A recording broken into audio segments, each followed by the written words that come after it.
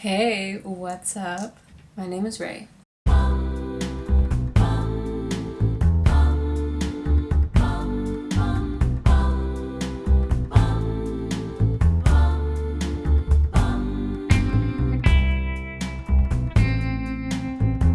Without further ado, let's get started on 5 things you should know before becoming an actor in New York City, or to help you along your journey as you do that.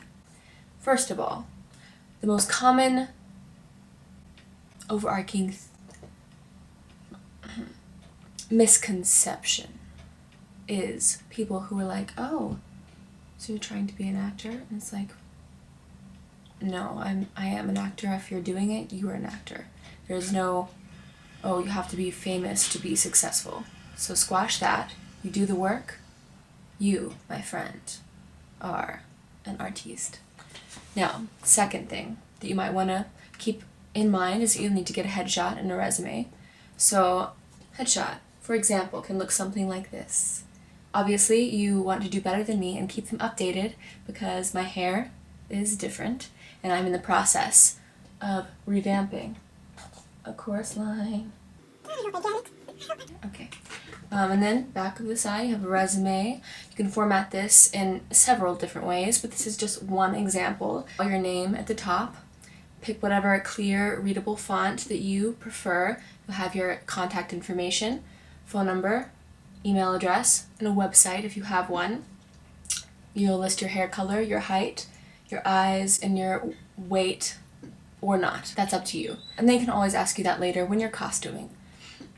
And you'll have different divisions. For example, you'll have like film and television, and then listing all of your credits by name, what sort of role you portrayed in that film. For example, lead, supporting, extra, and then the director and the production company. Then for theater, it'll be similar, but usually you will list the name of the character instead of lead. Amazing. Now you also want to list a training section. If you're new and don't have any training yet, that is okay. You can get started with some classes. They have several options in New York City. One of my favorite scene study classes is Actors Gym with Kyle Fable. He was one of my instructors and directors at the American Academy of Dramatic Arts in conservatory. So he is brilliant with meeting you where you are and knowing what you specifically need. And I have grown tremendously both times I've taken his 8-week scene study classes. Special skills at the bottom. If you know how to do a Russian accent, whatever you have in your repertoire. I feel like I should redeem myself for that Russian accent by doing something else, but not the point. I am here for you. Also, if you dance, if you sing, list that. You can list. And then, little random things like improv with Wayne Brady. So, you got your headshot, your resume. Headshots, keep in mind, can be a little bit expensive. So, have some money saved for that. You can get some good headshots for like $500. If you know a photographer friend, that's a great way to get in because you can reach out, perhaps get a lower rate, and also get quality shots and help them build their portfolios.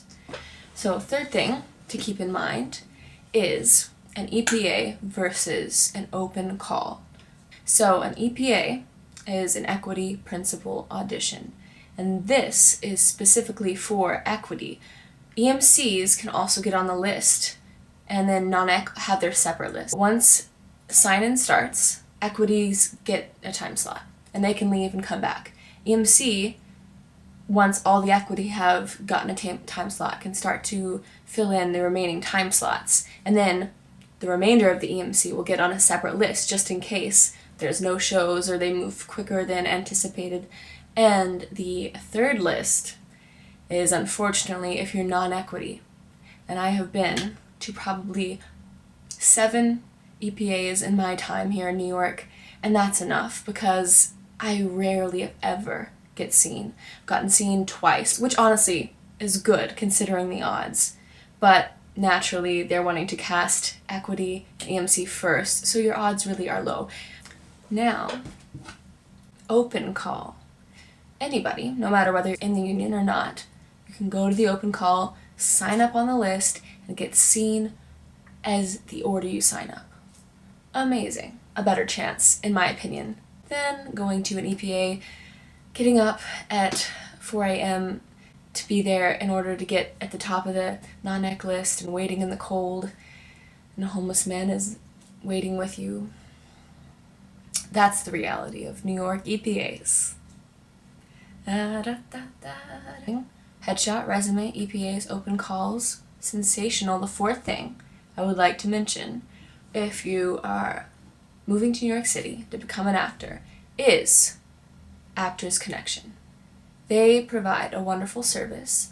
If you want to get an agent, they have a workshop where I believe it's about $30 to be seen in front of several agents who, upon witnessing your incredible talent, will, in all hopes, get you an audition or meeting for their agency.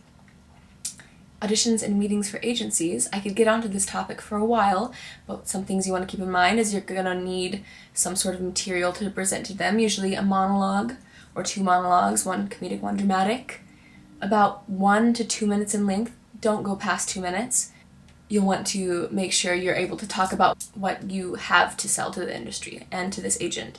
Be like, this is who I am, not only as an actor, but as a human being. This is what I want to provide to the industry. I want to work in film or television. I want to work with list names. For example, Judy Bowman is a casting director who cast for several TV shows in New York. I've met with her once at a workshop at my school during graduation week, and she was fantastic. So those little connections, second time, a third time, it's all about building those relationships. And it's not a guaranteed audition, so keep that in mind as well, but the hardest part about getting an agent is actually just getting a meeting. And that gets you the opportunity to be seen. It's what you need. The fifth thing I will say is build your tribe. And I mean, this is essential for anywhere, but especially New York City, which is a bustling place full of movement and change and constant grinding. So make sure you build those connections with people who are actors and also not actors, so you can have a full and expansive way to free yourself from the type of stresses that this industry kind of permits. It's a beautiful industry, and that's why if you're in it, you love it. And as you should, because those moments when you get to act, that's the gold. And that's why I personally love auditioning, because it's a new place, a new casting director, new subway station every time. You get to work on different materials. And if you are drawn to acting for that sense of spontaneity and unpredictability, then I can tell you, congratulations, sir, you made it. Because this is where it's at in regards to that. Hey. So join classes. Join queer dharma, because that exists. Join free yoga groups or paid yoga groups. I mean, there's tons of opportunities. Go to a pole dancing class. Make sure you fill your life with things that bring you joy outside of acting as well, because that's going to feed into your acting. With those words, I bid you adieu for now. Hope this helped on your journey.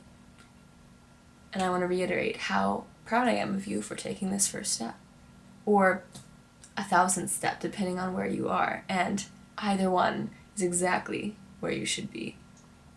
See you later.